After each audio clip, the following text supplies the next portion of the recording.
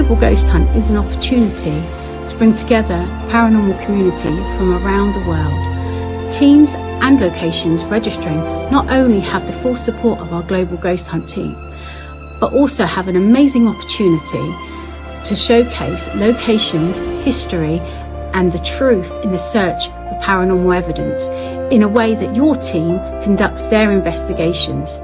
Your investigation will then be broadcast to a Global Ghost Hunt audience.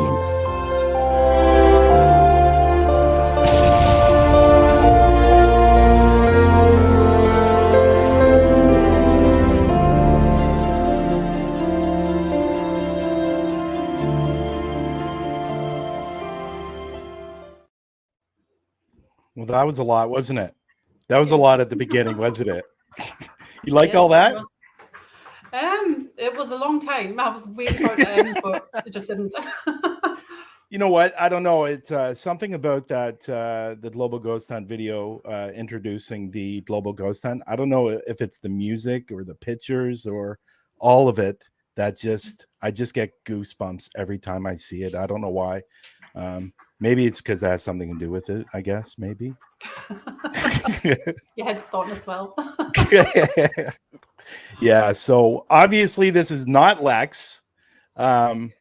This one is a lot prettier than Lex, I have to say. Obviously, Lex couldn't be here with us today. He is... I think this is a weekend of celebration because it was his birthday on Friday. So I think, and then with New Year's and stuff like that, I spoke to him the other day. I think he's partying it up a lot, and he's probably recovering today. So, but I want to thank you for filling in for Lex. You got a friend behind you. Oh yeah, that's me hound. That's just What's his name? All the time. Yeah, her name's Venus. Venus? Yeah, Venus. Yeah. But we'll call her Woo. Oh, okay. Well, my little guy's right behind me, and everywhere I go, he's like my little shadow.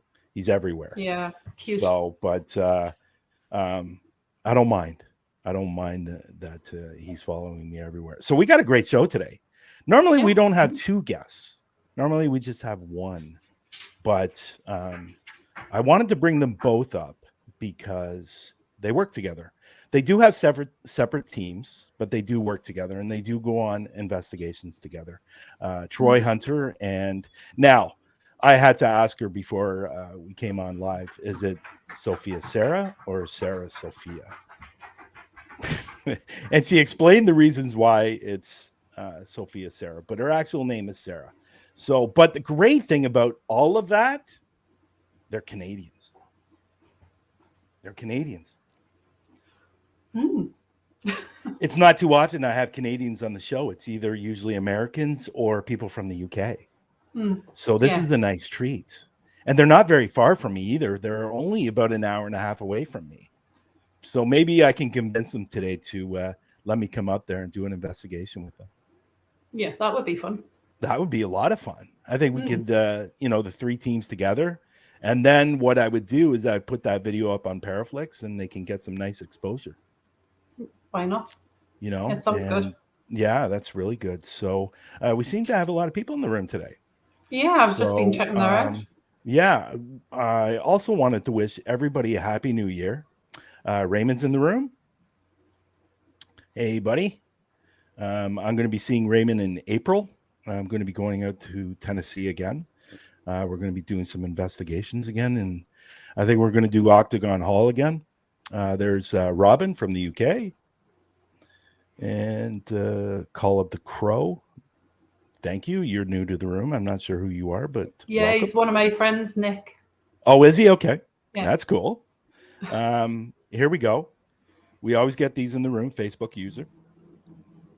And there's Matt from Paracrew Podcast. How you doing, Matt? I hope your show was He was on for 5 hours last night, doing a live stream for 5 hours. Right. That's a long time. Wow, that's a long time, So, yeah. And there's Anthony. Happy New Year, Anthony. Nice to see you in the room. Here's Jenny's in the room.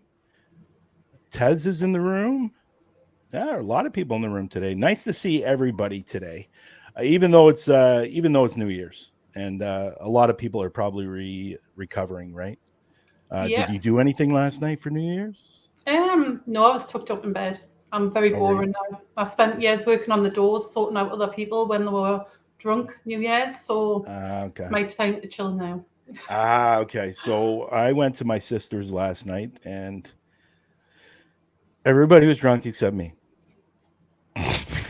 Yeah, typical, isn't it?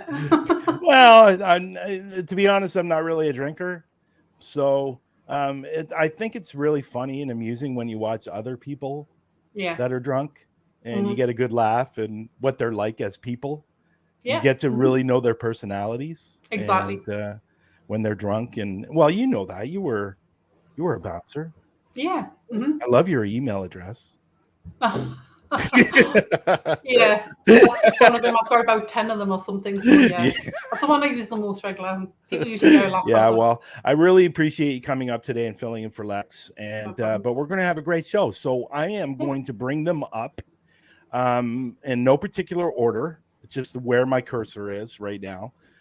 So I'm going to bring up Troy Hunter. His group is called Beyond the Veil Paranormal, and here's Troy. Hi, Troy. Hey guys, thanks for having me. Happy New Year, everyone. Yeah, there you go. You as well. And now I'm going to bring up Sophia Sara, Sophia, from Keeping Up with Spirits.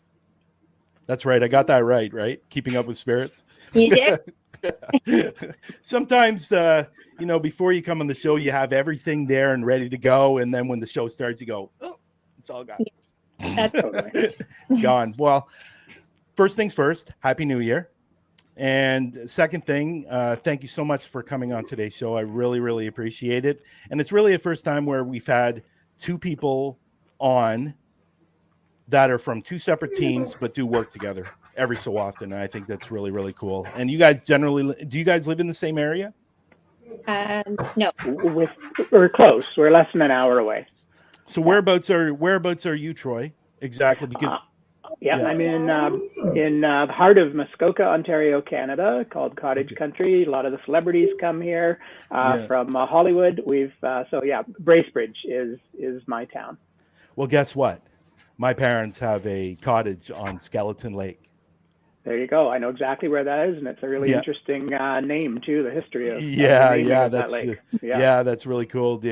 My parents have had a cottage up there for years and years. That's and a beautiful years. area. Yeah. Oh, it's amazing. And I know I can't remember what's the lake beside it where a lot of the actors have cottages. There's Lake Joseph, Lake Muskoka, Lake Joseph, and Lake Rosso are the three. Lake Rosso, that's the one I was thinking. Yeah, you because name I know a celebrity, they're around here. Yeah, I believe Goldie Hawn and Kirk Russell used to have a cottage up there, right on the island in the center of the lake there, right? Correct. Yeah, that's right. Steven Spielberg, Martin Short, tons and tons of people. Yeah, it's very cool. Yeah. That's cool. And whereabouts are you, Sarah? So I'm north of Barrie. So okay. You're going in and out. Sorry. Oh, can you hear me? Okay? You're good. You're good now. Yep. So I'm north of Barrie. So I'm just in Aurelia. I'm close to Casino Grandma, and where Boots and Hearts plays at Burrell Spring.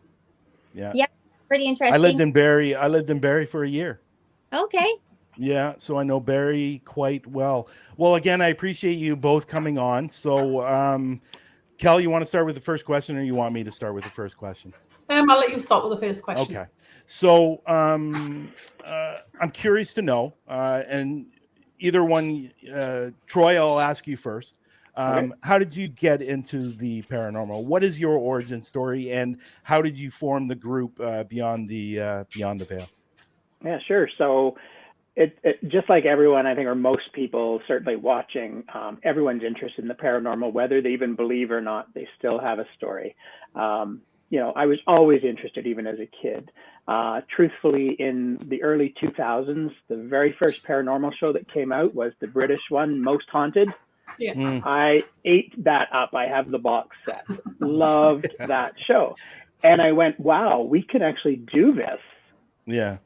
And from then on, I started doing it as well. And unbeknownst to me as well, realized that the first home my wife and I bought and raised our kids in for the first few years was very haunted.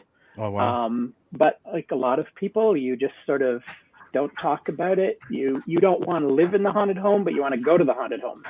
So we just kind of ignored it. But I got to know the folks that bought the house, and they told me all the experiences I had without me saying a word. In fact, it was more intense for them. But so yeah, that was just it, just a lifelong interest, and then realizing I could actually go out and do this as well. So it's been pushing almost 20 years that I've been doing this. Oh, wow. So have you had your team how many people are in your team? So it varies. There's a very small team at this point. We're really truthfully just starting out. I've been doing this a lot with kind of whoever wants to come or someone I can drag with me. I don't like to investigate alone. I don't think personally that's a really good idea. So I was just kind of reaching out and, bringing people along. So I have 4 solid people in my team. And yeah, we just started up. We were just starting our social media. My 11-year-old son made the logo. Where is it? Right here. It's awesome if you check it out on Facebook. Yeah. So that's the beginning. And then I met Sarah. Sorry, going too far probably, but just over a year ago, Sarah offered a really cool investigation we'll talk about in the show, and that's when we met. Cool. Very cool. Mm-hmm. And Sarah, how did you get into? Now, I know for people that don't know Sarah, she is a medium. So maybe you tell us right from the beginning, when you realized you were a medium, getting into the paranormal, all those wonderful things. Yeah, for sure.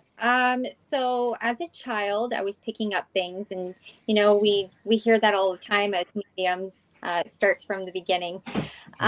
So it kind of just gradually went on with my childhood, where I was hearing and seeing things that weren't there, and bringing it up to my family, and just ignoring it, because the paranormal as a child freaked me out. Wasn't into it. Later on in life, kind of like Troy says, watching ghost hunters and stuff, me and my dad would watch ghost hunters, and we would get a kick out of the flashlights turning on and off and be like, yeah. And we're like, we really want to see how this works. Like, how is that possible? And then it's one episode to another.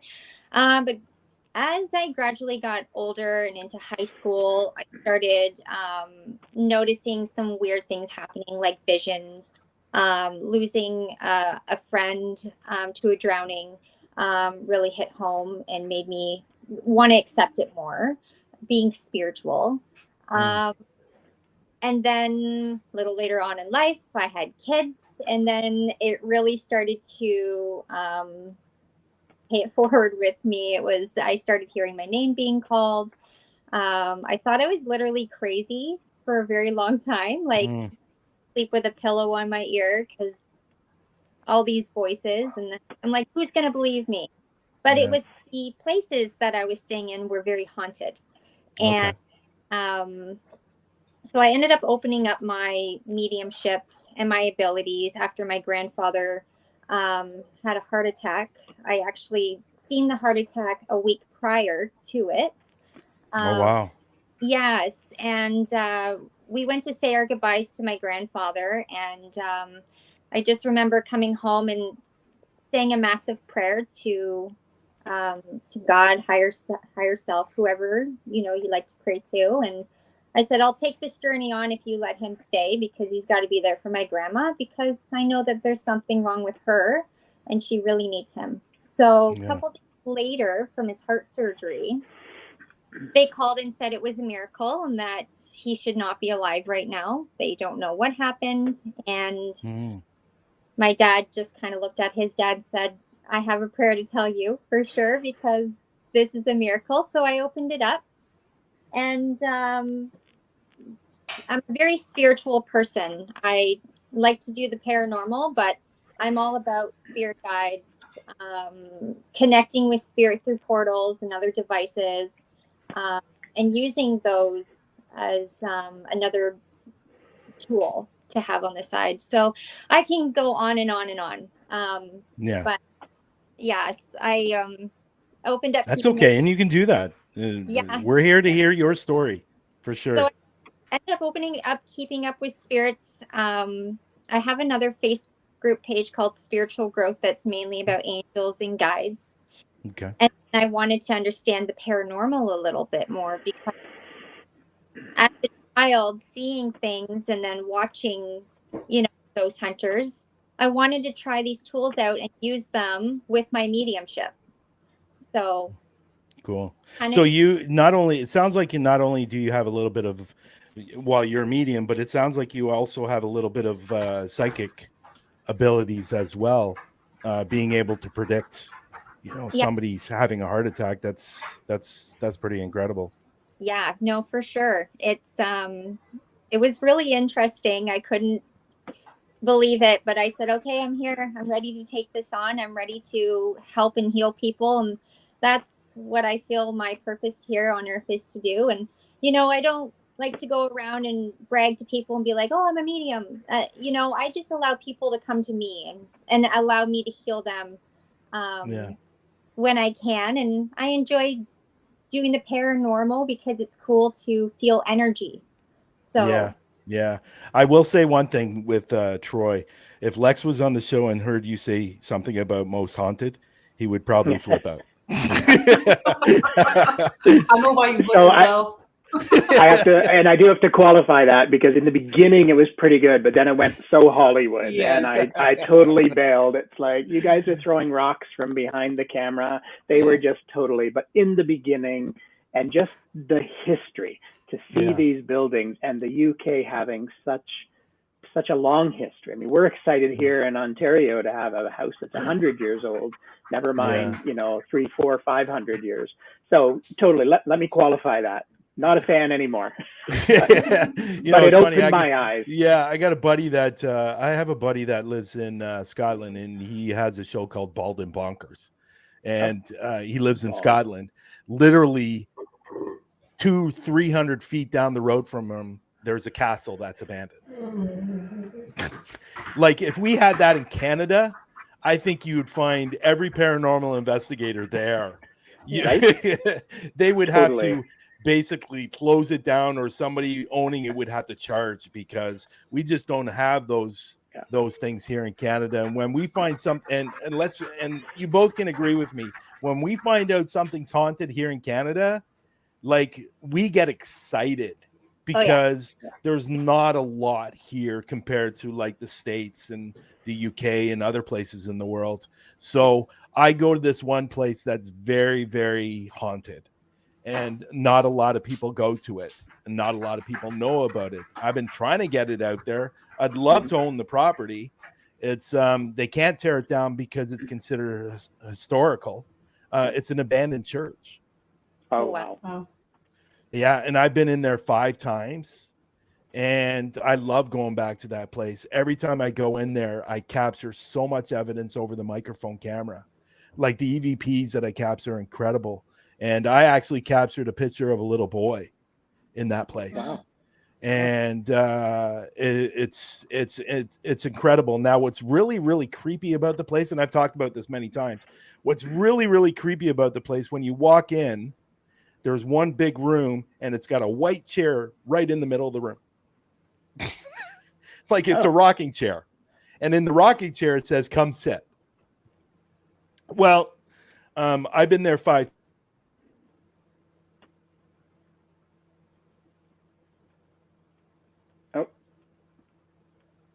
Did we lose you? Did I freeze? No. Yeah, sorry guys, my internet screwed today. Okay. Sorry about that. So I had the SB7 on the chair, and like, I'm a huge SB7 fan, and in the SB7 it said, "Come sit." Wow. As defined did. As it says on the chair, "Come sit." Wow. And I said, there's no way in hell I'm ever sitting in that chair. It's a trap. So it's a trap. But yeah, and there's I don't know if you guys have ever heard of this bridge. I got so many places that I could probably take you to that you'd probably freak out about. They're not very well known, and that's Sewell's Bridge. You've heard of Bailey's Bridge, I'm sure. Have you heard of Bailey's Bridge? I'm not sure I have. Bailey's Bridge is in Scarborough. It's actually where a little girl was unfortunately murdered on her birthday. So if you go to this bridge and sing happy birthday, you can actually hear her scream. I had heard of it. And unfortunately, it was her birthday. She was with some friends. She got taken to this bridge, and unfortunately she was killed. And the moron, the psycho who did this, actually wrote happy birthday on the wall in her blood. Oh. Wow. Yeah, so it's actually but my point to that is right around the corner there is another bridge called Sewell's Bridge that people don't know about. And it's not on top of the bridge, it's underneath the bridge. I actually got a picture. So I was on one side because there's a stream going down the middle of or underneath the bridge. On the other side of the bridge, I captured a picture, and there was an actual spirit, a shadow, laying on the rock. And I captured that. And then right in the back, you could see there had to be at least 20 different shadows. And then up at top, where close to the road, I actually captured two spirits together, standing together. Wow. It's really, and I don't know what's going on with this place. I've had a medium go there, and she actually thinks there's a portal there, and there's a negative entity that's keeping them from going through this portal. And that's why there's so many spirits there. The very first time I was there, and it's funny because we actually found this bridge just by mistake, because we were actually looking for Bailey's Bridge. Oh, wow. And we found this bridge. So we were there, we were filming, we were getting ready to leave, and my son was touched on the back of the neck. Wow. Is this the place, Bryan? Yeah. Sorry to interrupt. Is this the place where you had your camera recording on fast forward? Yes. That is crazy. Well, you know what? It wasn't on fast forward. My camera doesn't do fast forward. Pardon me. Yes. Right. Yeah. You realized it was fast forwarding, though. Yeah. When I got home and was starting to look at the evidence, everything was fast forward, and my camera doesn't do fast forward. No. So, it's incredible the amount of evidence that I've captured at that place. You guys, I will say this is a paranormal investigator's dream. Yeah. This place, because of the amount of EVPs that you capture. We were there once, before we get back to asking you questions, we were there once, and my son, I think there's a spirit that's really attracted to my son there. And because he was holding the K2 and he would ask a question and the K2 went off like crazy. Are you the one that touched me? The K2 went off. Do you like me? The K2 went off. Are you attracted to me? The K2 went off. Wow. And it was really, really crazy place. I need to take you both there, because I'm telling you, because I'm actually considered a sensitive as well, Sarah. So I do see them. Unfortunately, with my abilities, I'm unable to turn it off and turn it on. Okay. So sometimes I see them, sometimes I don't. Yeah. But when I was in the UK, for some reason, it was turned on the whole time. Because if you guys ever have the opportunity to go to the UK, I'm telling you, as soon as I got off the plane, the energy is completely different, and everything was heightened with me. And I can't imagine what it's going to do to you if you ever get the opportunity to go to the UK. It's an amazing place. Anyways, enough about me. So let's get back to you guys. I just want to jump in though on what you were talking about. Kind of the difference. It's hard to find haunted places in Ontario and Canada. There are lots, but they're sort of often businesses, so you're not really going to get in there. It's tough unless you know people. But I also think it's just a cultural difference. In the States, they seem more open to maybe the paranormal and flipping a buck on it. And it's like, okay, I just bought this abandoned asylum. It's open, guys. Come investigate, and that kind of thing. We just don't have that here. So I've had many private places. They want to keep it quiet. They don't want people to know. We have the famous Inn at the Falls place here in Bracebridge that's very haunted. Everyone knows about it. It's changed owners where they were open to it and setting events with it, and then all of a sudden new owners, nope, doesn't exist, don't even mention it, you're not welcome here if you are. And now they're open again to it. A new set of that's owners. cool. So that kind of thing happens a lot, I find. So the States just seems to have some difference in that regard, where they do buy these places you're talking about that you'd like to buy, and just open it up for the paranormal. Yeah, you guys got to get yourself out to Blue Ghost Tunnel. Another fantastic spot where you just walk in the tunnel. I walked into the tunnel and I said hello, and I literally got a hello back 4 seconds later. Wow. And if you guys ever get the chance to go to the streaming tunnel, the Blue Ghost Tunnel, you're going to get amazing video and amazing evidence. And you're right. And I've always said this on the show, Canadians are a lot more reserved than other people from around the world. So I've done multiple places where people go, well, I don't want anybody to know my place is haunted. Because they're worried that their business is going down. I did an investigation in Grimsby at a store, and she wanted people to know it was haunted. Well, guess what? Her business went up. Yeah, right? Of course. People were coming by to look and to see if they can experience something. And her business went up. She was selling more products. And I think there's such a stigma against the paranormal. And we got to lose that stigma because it's not a bad thing. Not every place has a demonic entity. It's a spirit probably just trying to reach out to you, go, you know what? I need help. Can you get me to the other side? Or they might have some unfinished business that they're hoping to resolve, or they just want to get a message out. And I wish Canadian business owners and Canadian people would get rid of that stupid stigma that the spirits are a bad thing, because they're not. But anyways, 100%. Go ahead, Sarah. I had an article come out last April in my small town, Aurelia, about what I do. And, I took the criticism. I understand the skeptics. I love skeptics because I love showing them the proof at the end of the day and helping them understand what paranormal is or spirituality is. But I've then come to learn it's because we don't have here in Ontario. And me and Troy and you are probably 20 out of whatever in Canada that actually do stuff. Yeah, you know what? There's not a lot. I find there's not a lot of paranormal investigators in Canada compared to like the States and the UK. I could probably think of 2 handfuls of paranormal investigators in this country. And if we had more, I think more people would be open to it, to be honest. And, but that's what we're trying to do. That's what we're trying to do out there, right, Troy? We're trying to get out there and capture that evidence and letting people know that it's not a bad thing. It's absolutely. I won't say it's a great thing, but I will. but it's a great thing to us. But for the person who's not into the paranormal, it's not necessarily a great thing, but it's not a bad thing. So that's my point. Anyways, go ahead, Jenny. Cal. Why did I say? I have no idea. Neither do I. I'll ask this to Troy first. What's the latest investigation that you've done and what you got coming up next investigation-wise?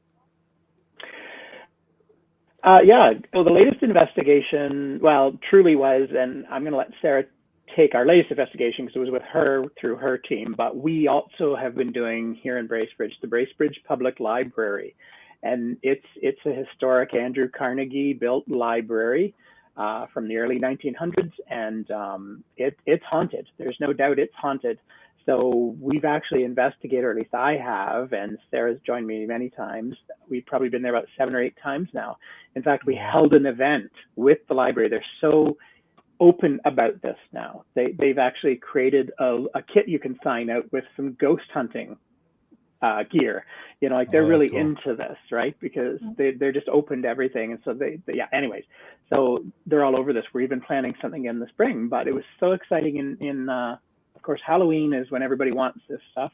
So the last Friday of October, first Friday of November, we booked 2 evenings and we opened it to the public by reservation only, because of course we could only handle so many people. So we had a max of 20 people each night sign up who were just interested in coming and learning about the building, the paranormal, and we walked through sort of some of our experiences and how the equipment works. And we had a team of 5 of us. We were all in a different room and we circulated people in groups of 4 or 5.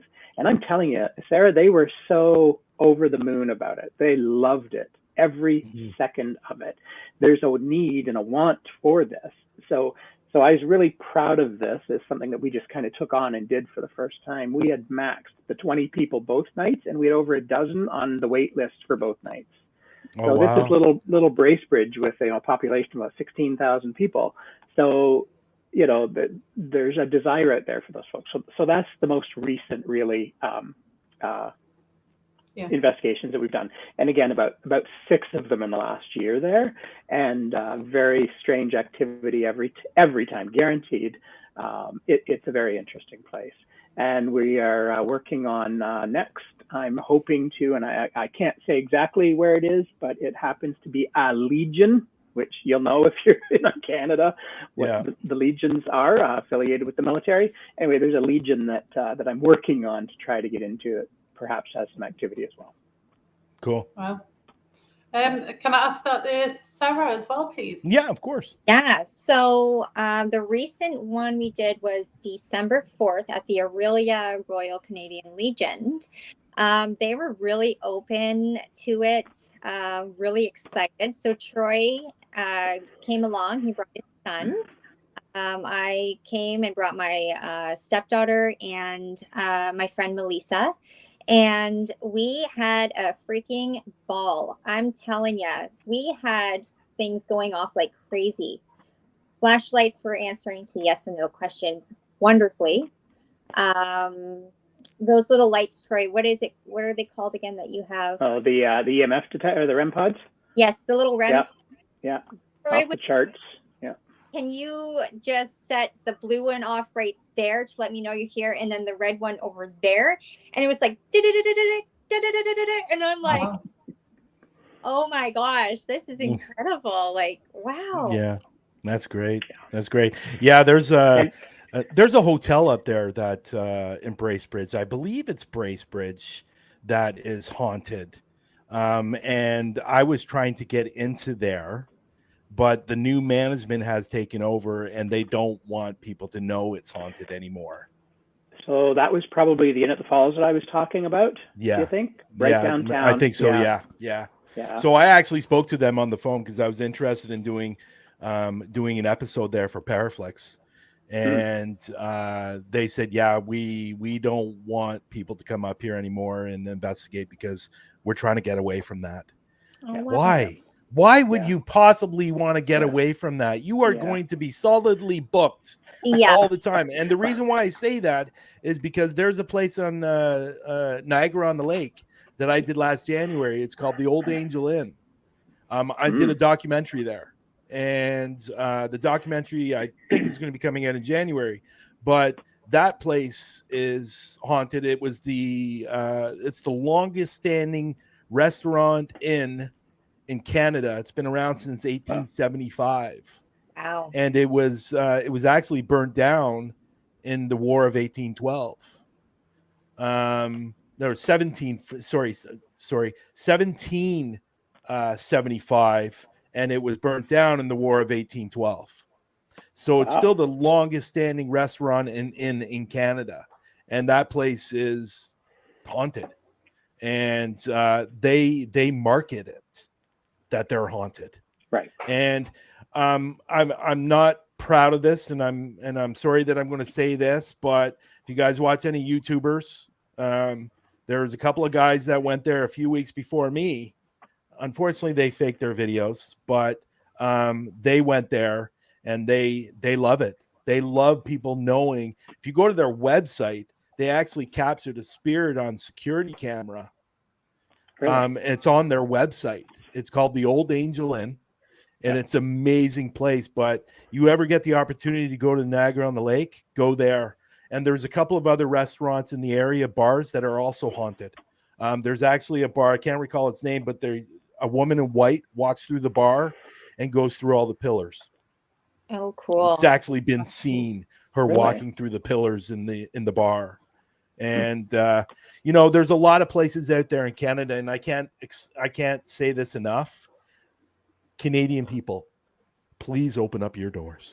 Yeah, right. We want to come in.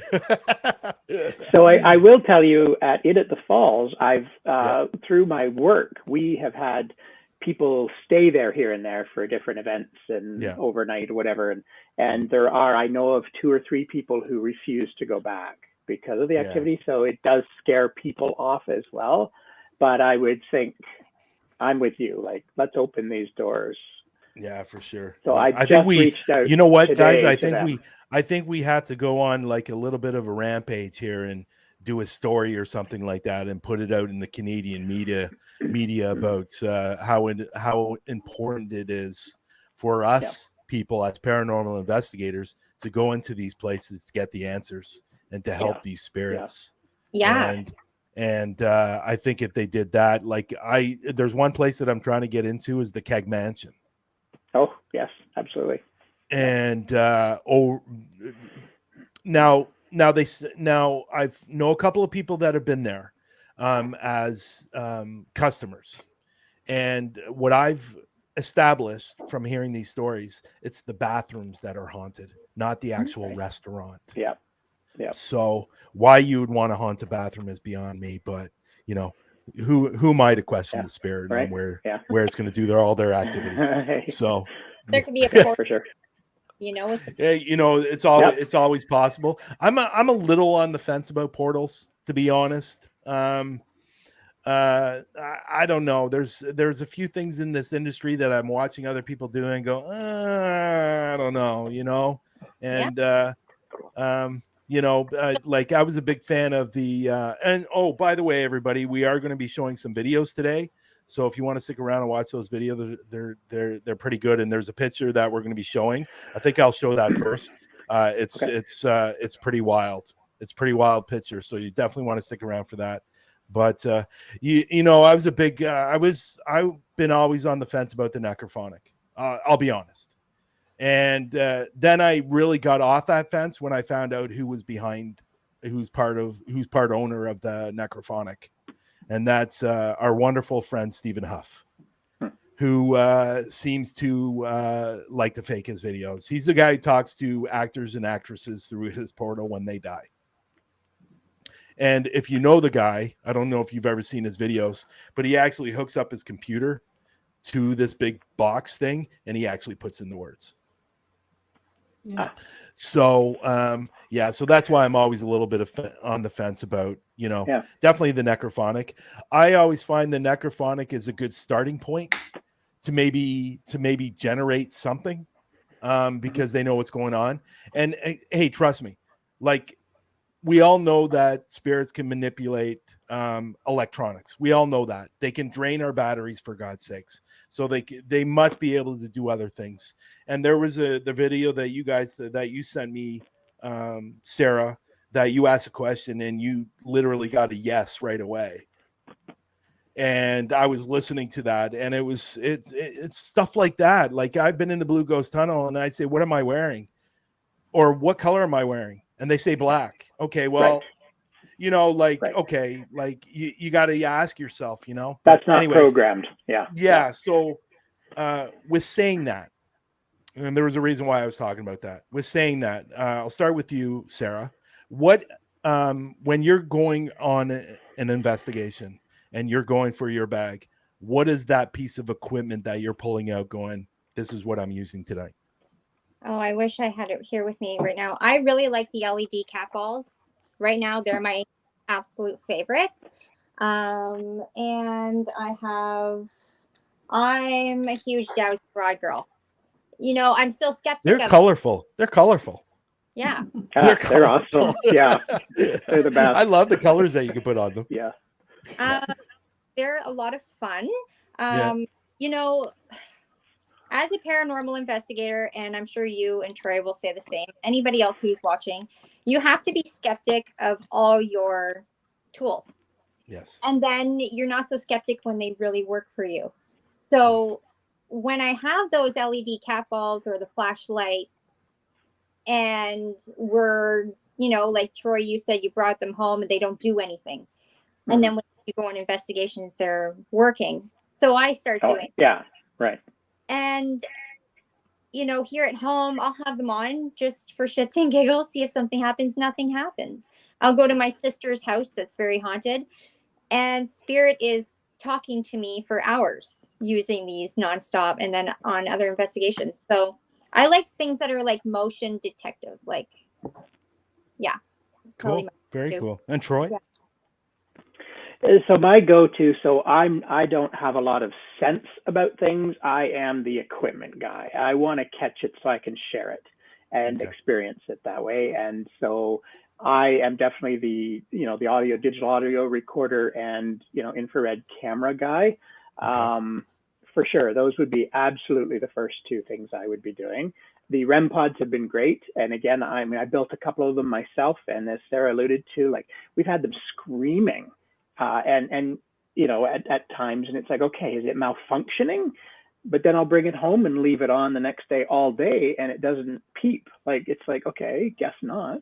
Same with the flashlight. There's some skeptics with the flashlight experiment, where you just leave it slightly loose to be off and ask the spirit to turn it on.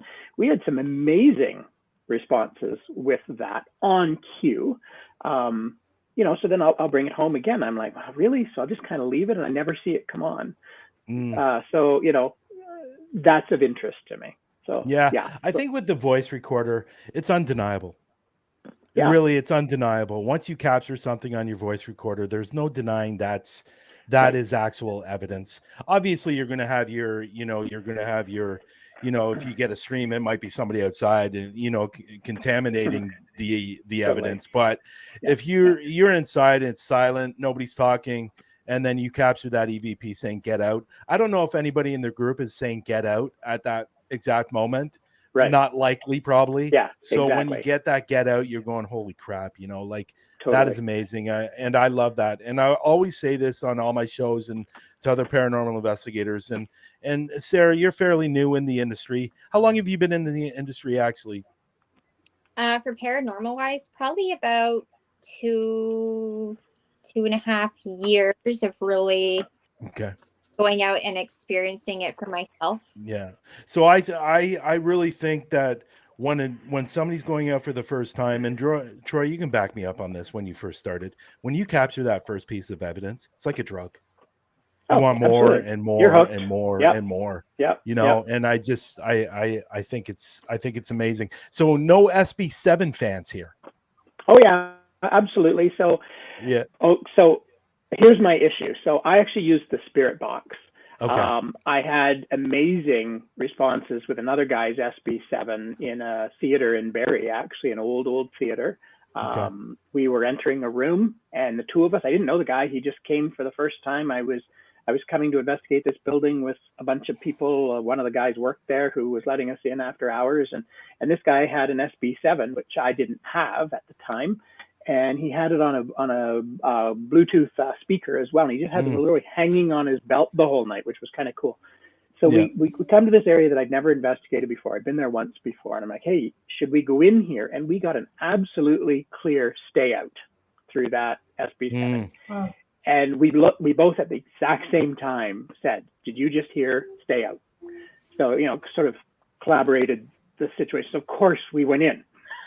Of course. and then we were told to get the F out. Very clearly. We both repeated it at exactly the same time. It was some incredible evidence. The Spirit Box works well. I love that it has, if you're familiar with it, also has an SD card in it, so it's actually recording everything that it's hearing. Is that the red one? The red one, red and black. Yeah. Right. I forget the actual full name of it, but that's a good one too. Yeah. S Box, sorry, is what it's called. Yeah. I'm not a fan of the SB11 though. The SB11, I'm not a fan of.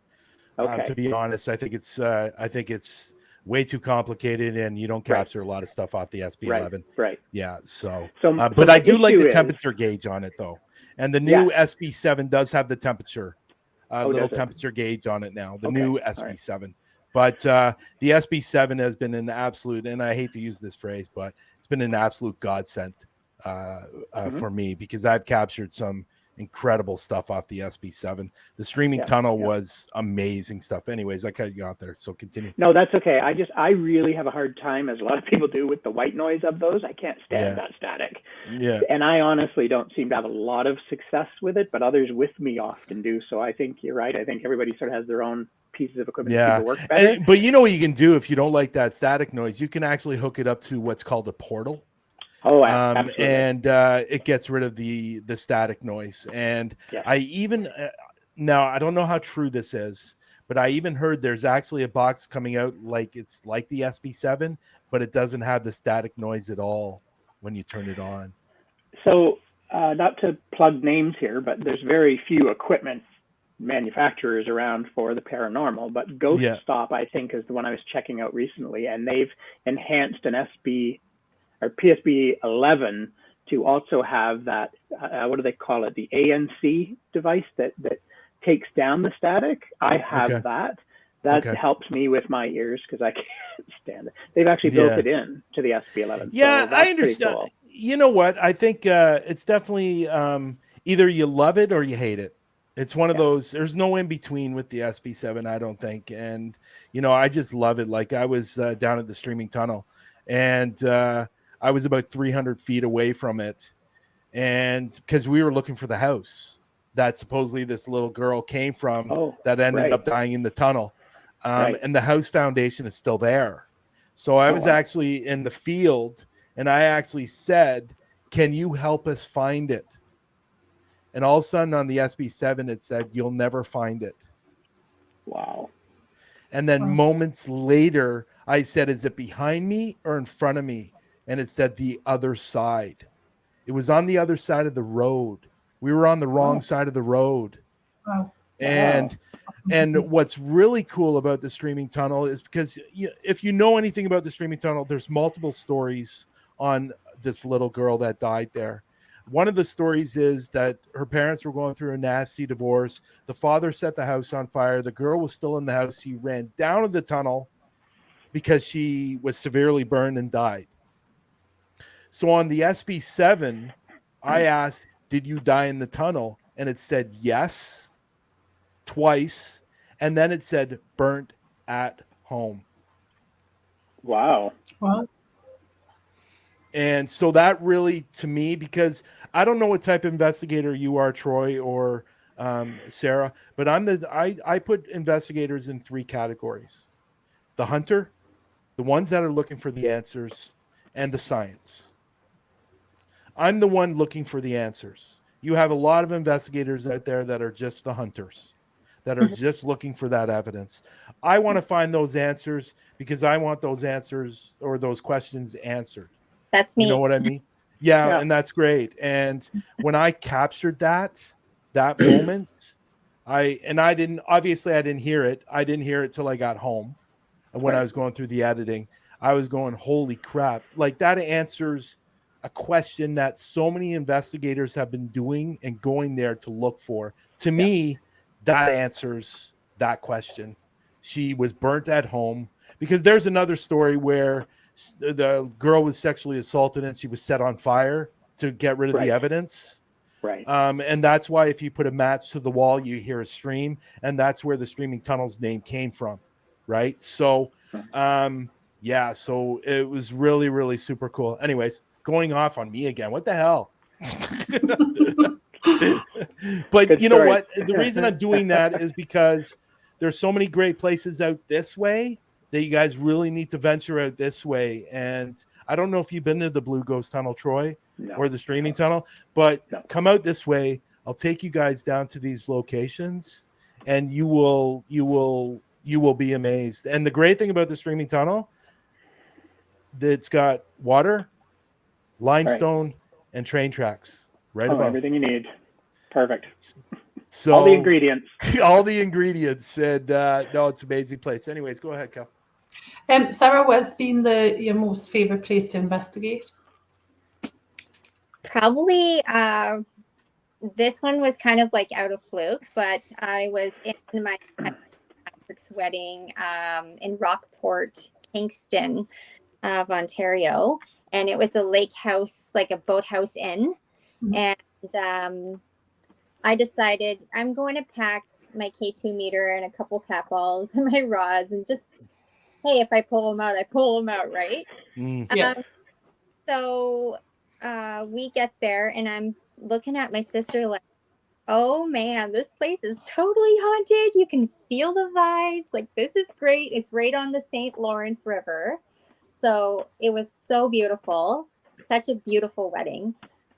So we ended up just leaving the wedding party and not getting drunk, and we just went ghost hunting. That's awesome. Why not? Yeah. Hey, So why not? we went into this big room where the groom and bride were staying in. I'm like, let's just bring the K2 meter and just see what happens. So it was about 9:00 at night. Nothing's happening. This is the first night. Okay, let's just go back to the motel. Like, they're all gonna think we're crazy if they catch us with a K2 meter. So we set the LED balls around the room that we were in. So it was my sister and her fiance and myself. And instantly we just started talking to spirit. If there is a spirit here that would like to communicate, you can tap on one of those LED balls. There's one over here. There's one behind me. And then if you are male, can you touch the one closer to the bathroom? Well, instantly it went off. And here's my like, are you freaking kidding me? Like, yeah. If you're female and you are with this male, can you touch the one that's next to me? It went off. So I'm looking at my sister and I'm like, heck, we are not drinking tonight. We are ghost hunting. That's awesome. That's great. Yeah, that's cool. We just talked to spirit about the location, the place, and getting understanding from yes and no. And the K2 meter started to kind of go off a little bit. And that was the first time I ever used a K2 meter. And this was back in May. So for me, it was like an adrenaline rush going, oh my gosh, like I'm gaining myself some content and I'm at a wedding. Like, this is Wow. So it was a lot of fun. And the following night, we did it on the St. Lawrence River outside with all the nice lights. And even out there, just turning on Spirit Box and, my sister's name come through or her fiance's name. And just asking for them to touch these motion LED balls, and they would. So that right there just gave me insight that, hey, like, I love doing this. Like, this is great. Yeah. It's funny because there's a lot of people out there and go out there and spend all this money on expensive equipment, and it's simply going to a pet store and picking up a cat ball that is $10 that you're capturing activity. So it just proves the point that you don't need to be spending thousands and thousands of dollars to capture evidence. You need cat balls and a voice recorder in your phone. Well, that's and a K2 meter if you have it. Local dollar stores, like, and you know what? You can buy a little camera again. Tap it, it'll go. So yeah, totally. Wow. Well, I mean, sorry, Sarah, go ahead. No, I'm good. I'm done. I built 2 little REM pods for less than $10 a piece myself, just sourcing the bits through Amazon. I mean, you can do that stuff. I agree. Like, people spend tons of money on stuff, and I'm not sure that you really need to. There's a few basic pieces you can. Yeah, the only thing I've spent a lot of money on is two things, and that's my camera. Sure. And my FLIR. I have the FLIR that hooks up to the phone. Yeah. And that you would see on the TV shows and stuff like that. That little thing, it's about this big. It was $500. Yeah. For that little thing. And I think that's the most I've spent on equipment. Like, I have a REM pod, but the REM pod was given to me. And it looks like it's in the shape of a gravestone. And then I have a REM pod that's actually was made for me, and it looks like a coffin. And it doesn't look like a coffin. It is a coffin. And then it's temperature also, along with the lights.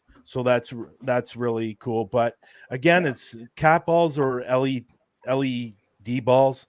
It's what is it like? You get 5 in a pack for like $10 or something like that. Right? Yeah. Yeah. So no, they're great. They're great tools to use. I was in again when I was in the UK. We used the cat balls. I call them cat balls, and we put them on a mausoleum, and we were getting questions answered left, right, and center. And the one question that I think a lot of paranormal investigators ask and wonder, when somebody dies, does their partner who dies next or whatever years down the road, do they reconnect? Do they end up being back together? Well, that was a question I asked, because at this mausoleum, the husband died 30 years later. She passed away.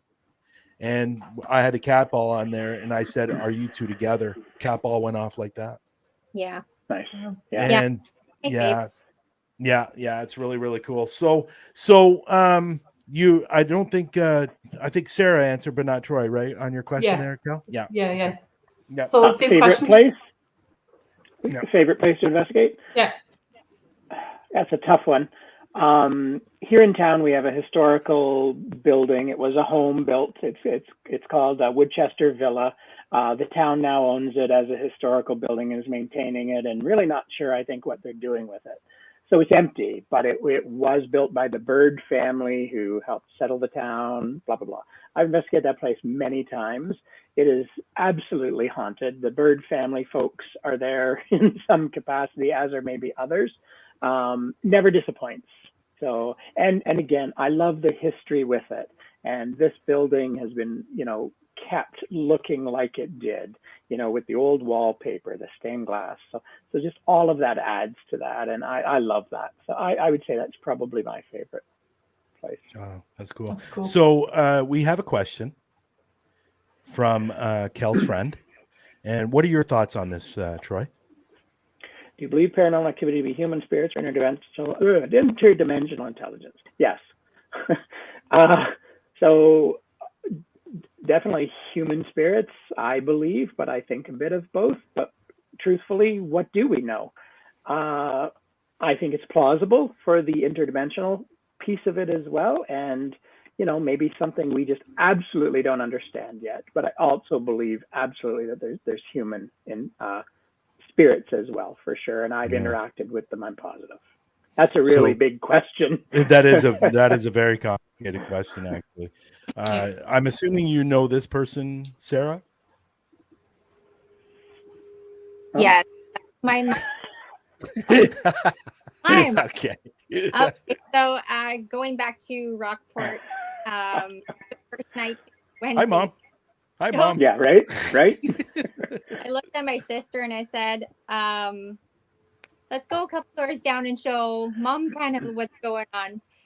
And so she's on the phone with her hubby and they're FaceTiming, and I'm sitting there and she's like, "What's up?" I'm like, "Check this out." And I'm like showing her the video, right? And she's like, "Oh my gosh, that's crazy." And then I'm like, "There's something behind me, isn't there?" Like I can feel a presence. All of a sudden we look up behind me and the ceiling fan was not on, and it was just starting to circular on its own. Oh, wow. And so my mom's like, "Get the heck out of here. You're bringing spirits in the room." And then after I left, it stopped. So that's wild. Story. It's good. It's good your mom's watching. I'm happy your mom's watching. I love that. I love that. I love when you're doing something like this and your family comes in and supports you. I just think it's awesome. Is watching probably on YouTube right okay. But I don't know why. It's something about that I just love when a family comes in and is watching a show and just supporting you. I think that's a really, really cool thing. So I think this is your mom again who said this. Yes. Yeah. Sarah and Troy need to do the HRT in a row. Yeah. Oh, and maybe Bryan too. How about Bryan, that? We'll throw Bryan out there too. But here's a question I really love to ask because there's moments in every situation when you're on an investigation where you have I'm going to be honest, you had the shit scared right out of you. Mm-hmm. Troy, I'll ask you this first. What has been your moment on an investigation where you go, okay, holy shit, I think it's time to leave? I know you probably don't leave, but the thought is in the back of your head going, okay, should we stay? Should we go? You know what I mean? So what has been totally. your moment? My scariest moment was actually in a cemetery locally. A night, of course, I had 3 folks with me. It's a good-sized cemetery. I was literally standing at one edge of it, and they were all, because 2 of them were about to leave, so they went over to the cars way over the other side. So I knew where everyone was, and I'm just standing there, and something ran up on me heavy, like a person. And I turned. I'm just like, holy shit, like, who did I not know was, where someone was? Like, who is this? It absolutely would have been a person. And of course, there's nothing there. And actually, I have the shivers right now repeating that story. That was a moment that really did creep me out. Yeah, that's cool. And then I'll get Sarah to answer that, and then we'll go into the videos. Sure. We'll show some videos. I want to show that picture. The picture is the first thing I'm going to be showing, just to let everybody know. I love the picture. The picture is great. Oh, good. So, Sarah, go ahead, and I'm just going to set this up, and we'll get started on this. So Troy can probably help me in on this one, because this is where I have actually most fear in a place. It was actually at the Bracebridge Library, and it was upstairs, Troy, where you had everything set up, and Darlene and Brandon seen the black shadow. Yeah, right. So that area, for I've been there, I feel like, as a paranormal investigator, as a medium, we're not supposed to show fear, or a spirit will manipulate that. So I have a hard time being up in that area. And when I'm filming, kind of walking in that area, I get the feeling of, you need to leave and get out of my space now. So I turn around and I'm like, yep, I'm gone. And was I still there probably? Probably and probably not. But if you want to explain the black shadow situation, that would... Yeah, that was incredible. So this library is basically, when you come in the center of it, it's floor to ceiling, the entryway circulation desk, and then to the left is a wing with 2 stories, and to the right is a wing with 2 stories. So you basically have 4 areas. And so we had that night, this is during the library event where folks were coming from the public to just talk about what we do. And so that was my area that Sarah's speaking of, up above in what they call the stacks, where all the books are. And we were still just setting up. I had my back, I was crouched on the floor with my back to the aisle down the books. And I was grabbing some gear out of a piece of equipment. And 2 other team members with us were standing off to my side speaking, kind of the 3 of us. And both of them at the same time just sort of stepped forward and started looking around behind me. And then when they realized each other must have seen the same thing, they're like, you saw that too? Yeah. And it was a black shadow. And it was just like a human. The one team member with us thought it was Sarah, and thought, oh, where was Sarah up here? I didn't know she was up here. And it took off as soon as they sort of realized it was there. So unfortunately, we didn't catch it. I was still setting up equipment, didn't have the cameras set up, shocker. Of course. Yeah. So that was the black shadow. But that night, that's exactly where I was standing with the groups as they'd come and we'd talk and whatever. So of course, from that, I put 2 REM pods out, one about 6 or 8 feet down that aisle, book stack directly behind me. And that one that we couldn't see behind the book stack was going all night, off and on, like not all night, but very much activity. Completely fell down. Remember that? Yeah, that's right. So at the end of the night, when we went to clear up, it was actually laying over. Yeah. That's an incredible. I think area. that's the most fear, was just in that one spot. I had that feeling, and I had a dream a month prior to this night that I was being chased by a black shadow, and I don't have dreams like that.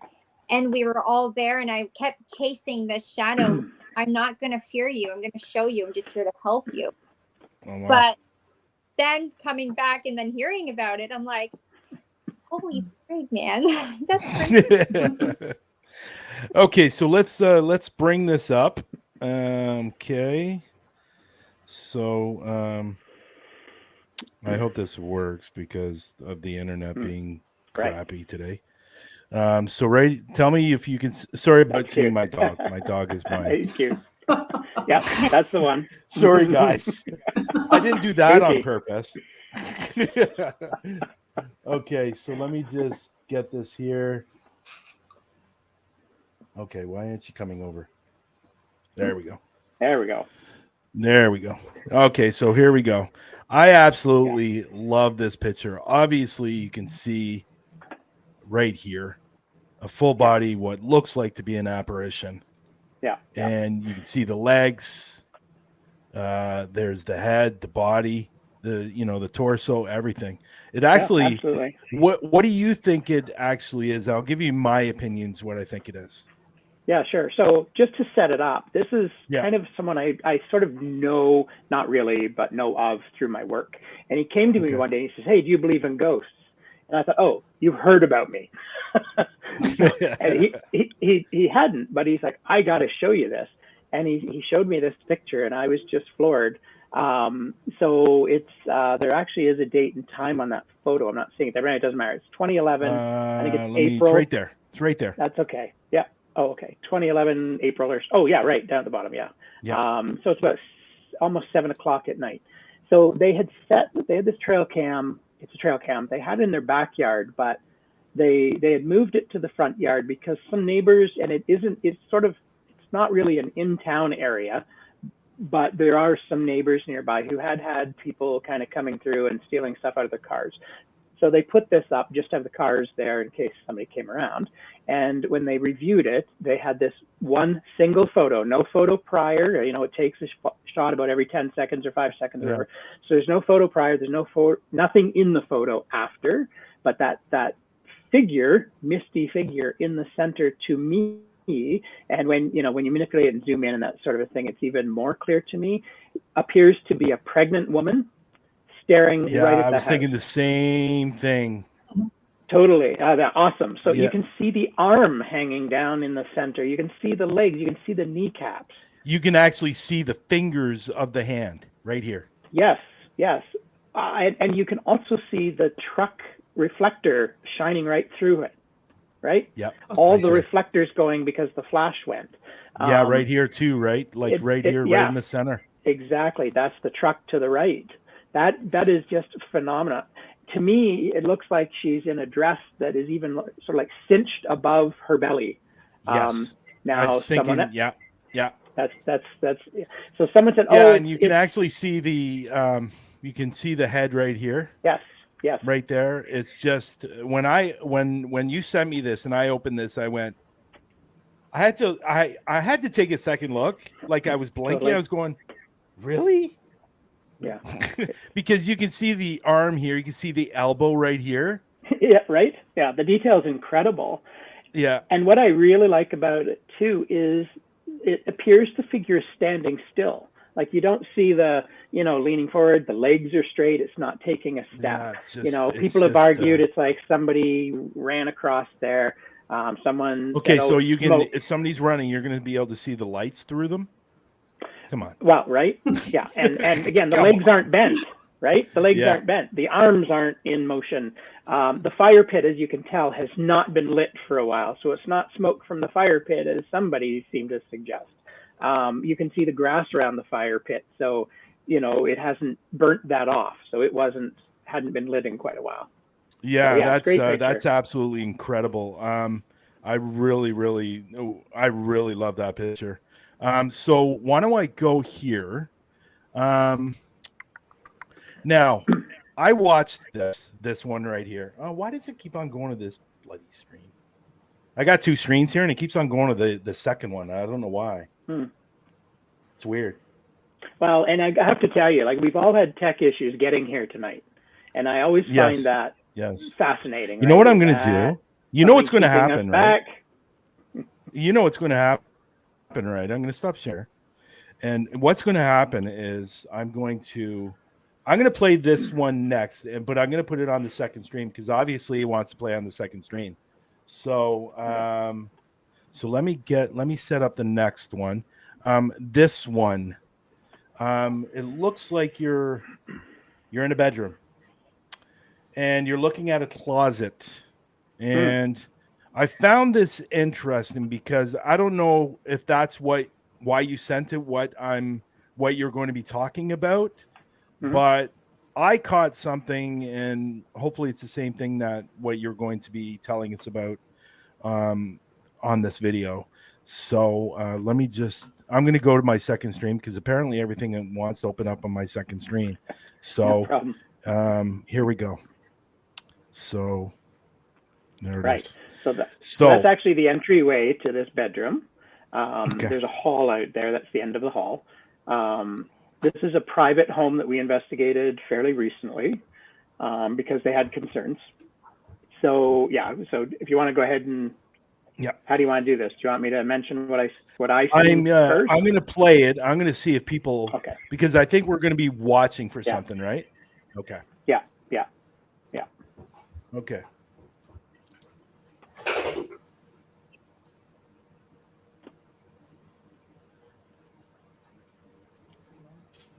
Oh, I think it froze.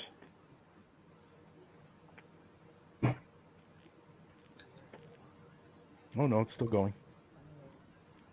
Oh, maybe I said you're in. Oh, why is it going? Okay. Oh crap! Bloody internet today. My God. It's New Year's. Everybody's online. Right there. Yeah, it's fine. So there is something right here. Totally. Where my cursor is? There's like a shadow so that goes by? Totally. From the door frame, the left door frame to the dresser, there is a blip of dark shadow. Yeah. Or something. I mean, you tell me. Right there. Right there. Yeah.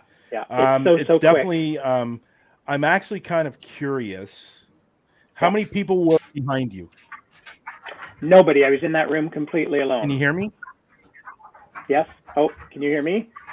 Okay. I was in that room completely alone. Sarah and the person that owns the house were like way around the corner in another room.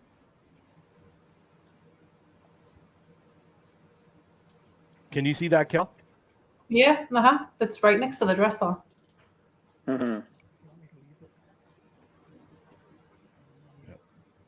Yeah, that is super cool. I'm sorry guys for the internet today. I apologize. Yeah, no worries. But if you do watch that and you that slow blip it down, they're going right by. Yeah. Yeah. Sorry.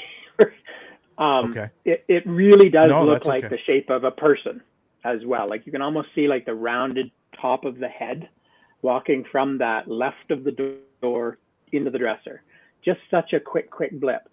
There is absolutely nothing between my camera and that, like nothing that would have just blocked that. And of course, watching the whole footage, there is nothing like that any other time. Yeah, I do want to point something else out in the chat here, and I will. I wanted to do this because she seems like she's pretty proud, and that would be Sarah's sister. Proud sister here. I thought that was great. Sweet. So, what is your sister's name? Brianna. Okay. Hi, Brianna. Thanks for coming in and watching today. I appreciate it. She's kind of like part of my crew on some fun adventures. Okay. So let's show another one. Let's do this. Let's hope. I'm going to put it back on this screen. I'm just going to move it over. Because I'm happy for feedback and whatnot. Yeah, what we're showing. Like, I know you said that in your. That's absolutely what it is. Yeah, I know you said that in your email that you're looking for feedback when you sent those videos, and I think you pretty well have it straightforward, and what you're saying is what you're seeing is what you're seeing, and I think we're all seeing the same thing. So let me share my screen again. And this time we'll do the video from Sarah.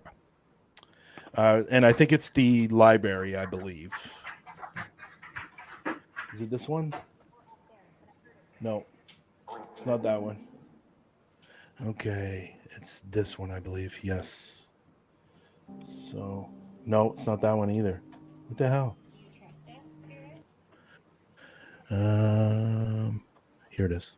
Is this it? Okay, come on, open up. Hey guys. Nope. Part 2. So maybe I didn't download it from Sarah. Okay, I'll just play Troy's. Okay. And Sarah and I are together on both of these. Actually, it was an investigation we were both at. Actually, you know what? I'm going to show this one first because I like this one too. This one I was trying to figure out. You're in a home, and it looks like it's a security camera. Yeah. And I'm guessing that. Just give me a minute here, guys. Sure. I have an NVR system. I have 4 cameras that feed back through Wi-Fi to the screen. Okay. This is one of the cameras. Okay, so let me bring this up here. Remove. Stop sharing. Okay. Share. Okay, so there we go. Can you guys see that? Yeah. Yes. Yeah. Cool. Okay.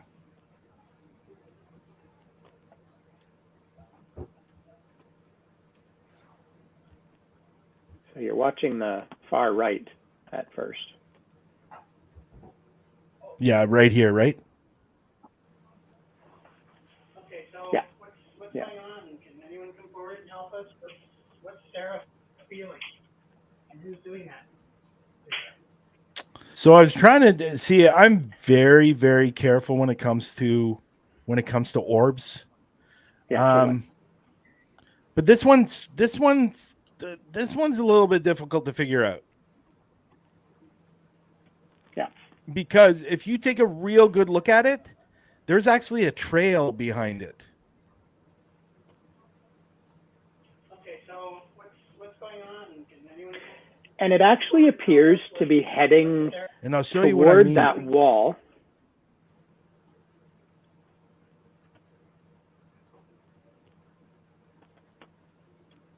Okay, I'm just going to get to the part where you can actually see a little trail behind it. Now, right here, you see this right here? Yeah. There's like a little trail of, it's leaving something behind. Right there. And you really have to see it. There it is right there again. Right there. See this right here? It's almost like it left something behind. Yeah. And it's really, really, really, really interesting. I like it. I'm very careful when it comes to orbs. Yeah, me too. So every orb, people ask about orbs all the time. I don't discount orbs. I take them for each individual orb, right? And the situation. Yeah. So that one jumped out big time at me because of the size of it, the solidness and brightness of it, and the slow moving pattern. It actually looks like it's sort of heading towards the wall with the television straight across where we were on the other side of that. But then we're coming around all of a sudden, what's going on? And it like diverts and drops down into what looks like into the floor. Interesting. It's very, very, very, very interesting. And I want to show, I'm going to show one of your videos, Sarah. And it was the one, let me just add it to the stream. Okay. I think it's this one. This is one where I was talking about earlier, where you can hear the yes response right away. Let me just turn it up a little bit. You're obviously doing a necrophonic session on this. So let's just play this from the beginning. And I think people are going to pick up some other things too. And that's why I like doing this. Yeah. Let me press play. Were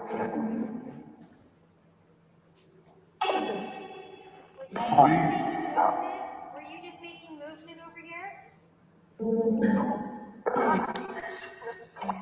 Right there. right? It's great. you come to this table and set off any of those lights for us, that can start communication if you're interested. This is a theater, isn't it? Yeah. Yeah, And you it's can hard see to about tell. 5 rows back. It's hard to tell. There's a huge table, the whole width of those chairs, and we have cat toys and REM pods on there that are randomly lighting as well. Yeah. Yeah, it's cool. Let me just go back a little bit here. Yeah.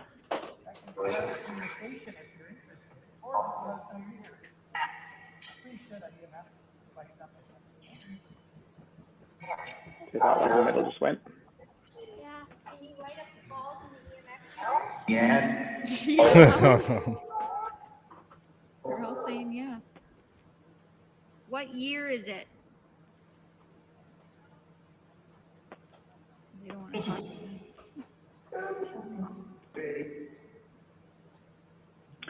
It almost sounds like today.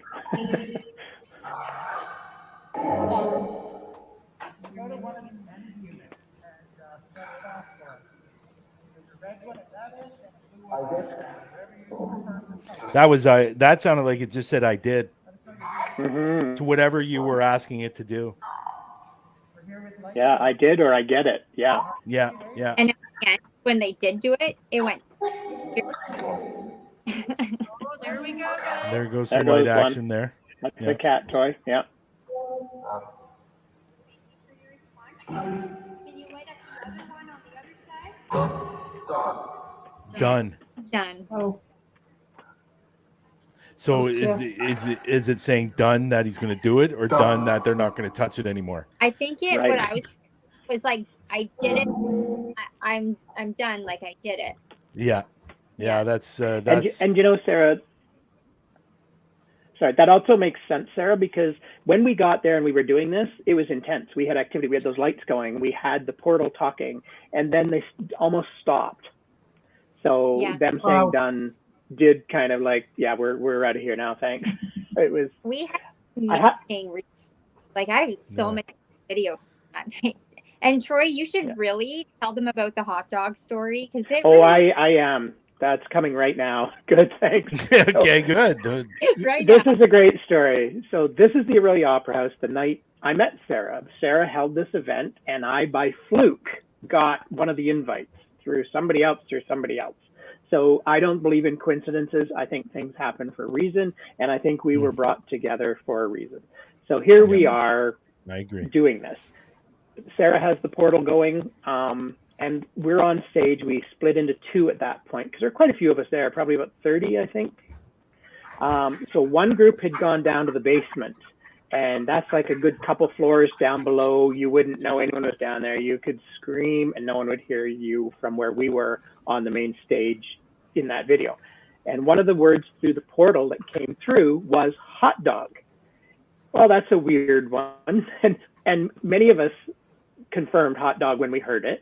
And of course me, because I am serious about investigating, but I also like to have a bit of fun. And I'm like, oh, that sounds really good. I could go for a hot dog right now. And what a weird word, hot dog, right? Yeah. So that's that. Well, toward the end of the night, the folks in the basement come up and we get talking, comparing things. And one of us mentioned this hot dog.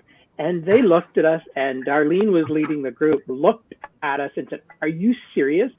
As they had been in the basement, there's this one little room that's kind of like a little maintenance area, and there's a microwave and stuff. And there's actually a side door where the city bus drivers have a key. They can come in while they're working to, warm up dinner as they're working or whatever, and just, have a bathroom break, whatever. This one little room, unbeknownst to us at the time. When they were in that room, one of them said, wow, I smell hot dog. And it was, when I actually look at the times, it was within moments of each other, of them getting that word or saying that word downstairs and it being repeated to us upstairs. I mean, what do you say to that? That blows me away. That's great. That's awesome. So here's the last question, guys. Yeah. And this is one I'm sure you've been thinking about since I told you I was going to ask you this question before we came on live. I'll start off with you, Troy. Sure. So if I had a bag full of money and you could go anywhere in the world to investigate, where would that be and why? totally. So that's a really great question, and it's hard to pare it down. I'm definitely heading to the UK, and Ireland with Loftus Hall just has me cranked up. I'm so interested in Loftus Hall. So pretty much every paranormal group on TV has probably checked out that place. I'm a fan of the Destination Destination Fear group. The younger guys, they're so laid back and just very bit of equipment, not big, and often don't even get much. So I kind of like that. But they just did this place recently as well. Troy, I don't want to disappoint you, buddy. I don't want to disappoint you. I do not want to disappoint you when it comes to Destination Fear. But I know what you're saying. You want to know an interesting fact about Destination Fear? You know, with that bus that they have all their faces on? Yeah. They've actually never ever been in that bus. Really? Okay. Really? Yeah. So that when you see them in a trailer, it's a completely different trailer. From what I've been told, they're not even allowed on that other bus. I noticed it changes, and I've also noticed it doesn't make sense because they were like on the States, because they always show the map, and they were like just here, and now they're over here, and then they came over here, and I say, why would you do that? So, I mean, I totally agree, and I know it's all Hollywood, but I just like their methods. They're much more laid back, and they're not getting over the top stuff. Half the time they're getting almost nothing. And I just like that they're kind of pushing themselves. But just the story of Loftus Hall with supposedly the devil visited there, had played a card game, got exposed and fired up through the roof, and there's still a hole that's burnt. It's an intriguing story to me. So that's a place I'd love to go. And that's great. And Sarah? Okay, that's a really good question.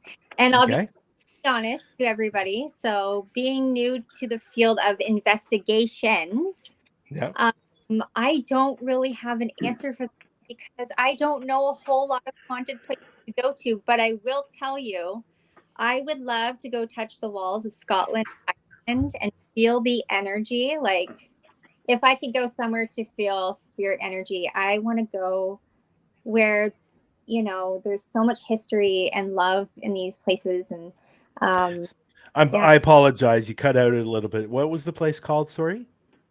I would like to go to Ireland or Scotland and just, you know, feel the walls and just feel the energy. Oh, I got you. Okay. Well, you know what? I agree with you. I agree with you because I'm telling you, like before, I don't know if I said it on the show or before the show, but when I got off the plane, when I went into the UK, the energy is completely different there than it is here in Canada or even in the States. Because I've been in the States, I've been supposedly to one of the most haunted places in the States, which is White Hill Mansion. And to me, I would have given it probably a 4 on the scale of 10, you know. And what's that, Kel? I'm just saying, wow. That's pretty low. Yeah, it is pretty low. And, you know, I was touched there. But for them to say that it's one of the most haunted places, of course, when it comes to the States, a lot of the States people say, oh, this is the most haunted place in the States. Well, there's a lot of the most haunted places in the States, but, you know, White Hill Mansion is supposedly up there. But 2 months ago, I was in Tennessee and I went to Octagon Hall.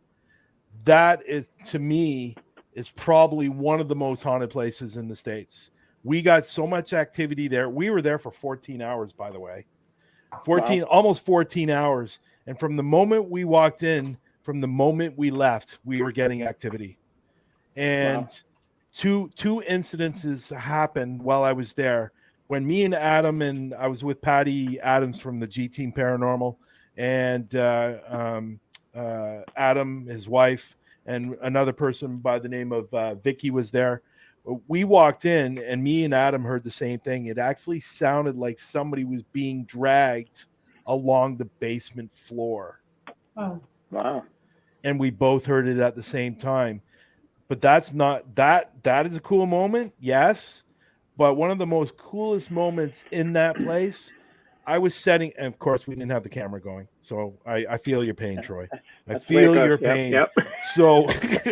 So we were actually standing in the room setting up equipment, and all of a sudden I heard this door, like a door opening.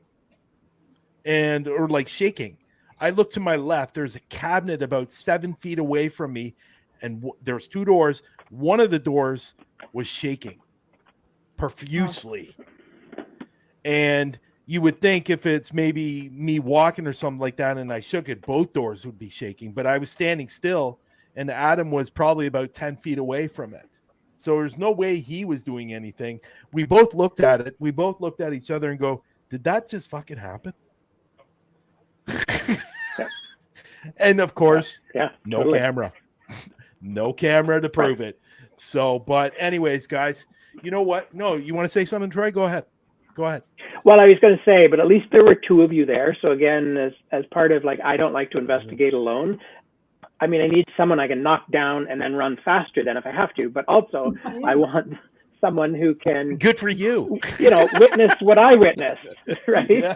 So I mean, I move can it come or back lose and tell it, you all sister. these. Move it or lose it. Exactly. I don't know how you lost your footing there, but I got out first. Yeah. That's awesome. That's great. I jest because my team has to be reliable, and they need to stay there with me. Yeah, and not be running. And I get you. I've done an investigation twice by myself. The one I did at Sewell's Bridge, I'll never ever do it again. It scared the living crap out of, and I don't generally get scared, but this place scared the crap out of me. Like it felt like I was actually being surrounded by spirits. I heard footsteps to my right. I heard footsteps to my left, and it felt like they were coming around me and surrounding me. Right. And it scared the crap. I think I lasted about another 5 or 10 minutes and then left. And the only reason why it was 5 or 10 minutes is because I had to put my stuff away. I couldn't get out of there quick enough. You but can't leave it. And then the second one, I went to the church by myself, which again was, a mistake. Not only because of safety, because, if you're going into a building, you never know what can happen in a building. Floor could go through, you could go through a floor or whatever. But spirit wise, it's not necessarily safe either. So, but I never recommend it, people. I never recommend it. But if you do it, text a person, tell them where you're going, and then text them when you're leaving. So that's the only thing I would suggest. But other than that, guys, you know what? I'm going to say this again. Thank God I finally had some Canadians on the show. Thank God I had some Canadians. Awesome. I think this is maybe the 3rd time over the last year I've had Canadians on the show, and it's been a blast. I think you both are great people, and I hope I get the opportunity to investigate with you both. And I think one thing I love is investigating with new people, because you can learn new things. And you can pick up new things. And I hope you guys reach out when you're doing your next investigation, or if I'm doing one, I'll reach out and let you know and get you guys down this way, because there's some great places down here. So, but I want to thank you. I want to thank you for coming on today's show. I want to thank your family, Sarah, for coming on today's show. I don't know if Troy had any family. He didn't point it out. So there's quite a few people waiting to see it later. Good, for sure. Well, hi to Troy's family who are watching the replay. So other than that, I'm going to say my goodbyes, and I look forward to talking with you both again down the road, whether it's on the show or whether it's during an investigation. Cal, you want to say anything? Yeah, just it's been brilliant meeting you guys. Hearing your stories, especially from across the other side of the world to me. So it's been really interesting. Not that I could get a word in edgeways for Bryan, but Well, thank you, Kellen. Thank you, Bryan. This has been a blast. It's awesome. Yeah, it has been. It has been. And you guys have a great rest of the day, okay? You too. And we'll talk soon. Guys. Thanks. Bye. Take care, guys. Bye. What is that noise? Is that from your end? Can't hear anything.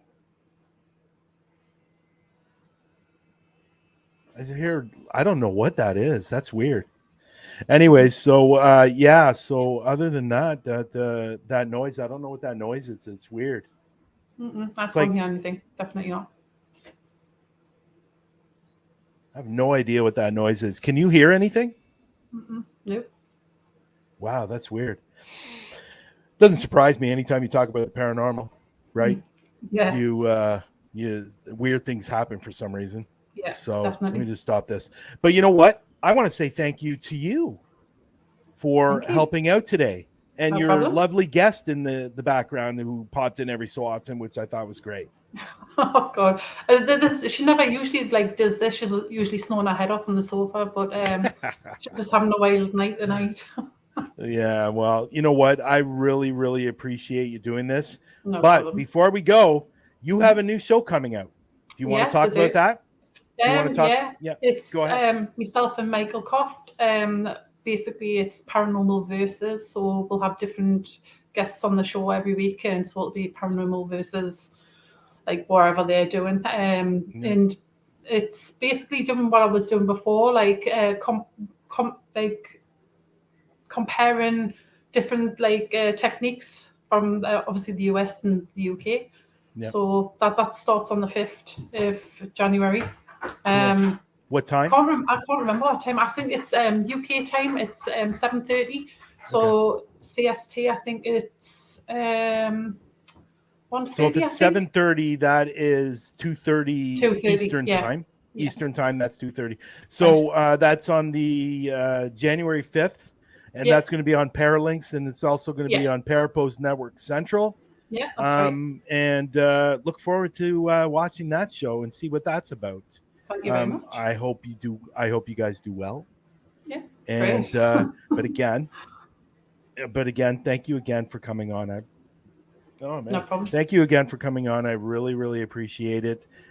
We will be back next week, and Lex should be back next week. And everybody, get ready for Kelly's new show coming out on January 5th. And it should be a lot of fun with Michael. How do you pronounce his last name? Koff? Koff. Koff? I think. Okay. Yeah. I think. Yeah. He's got get it wrong. Yeah. He's got another show on. He's got another show on Parapost and Paralinks right now as well.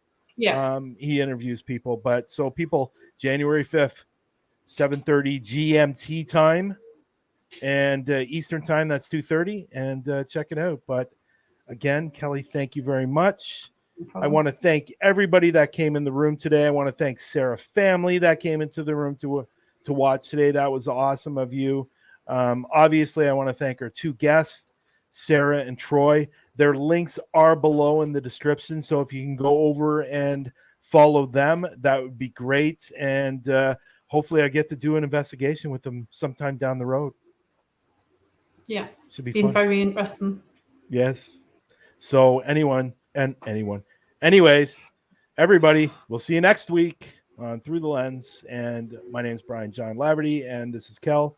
And thanks, guys. Bye. Bye.